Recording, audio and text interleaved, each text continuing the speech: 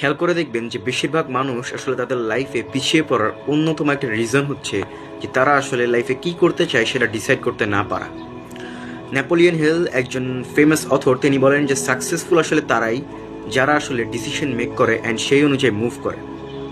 So অবশ্যই ডিসিশনটা অনেক বেশি ম্যাটার করে আপনার লাইফে, অ্যান্ড প্রতিটা সাকসেসফুল স্টোরির শুরুই হয় একটা ডিসিশনের মাধ্যমে।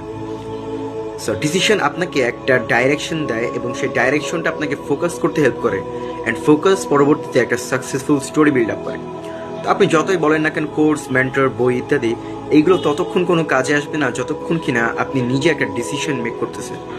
সো কে কি বলতেছে ইটস ডাজেন্ট ম্যাটার, আপনি আসলে আপনার ভিতরে কতটা কারেজিয়াস মাইন্ডসেট রাখছেন ডিসিশন মেক করার জন্য, এইটা আসলে ম্যাটার করে। সো অলওয়েজ রিমেম্বার যে the power of decision is the turning point of every successful story. Thank you.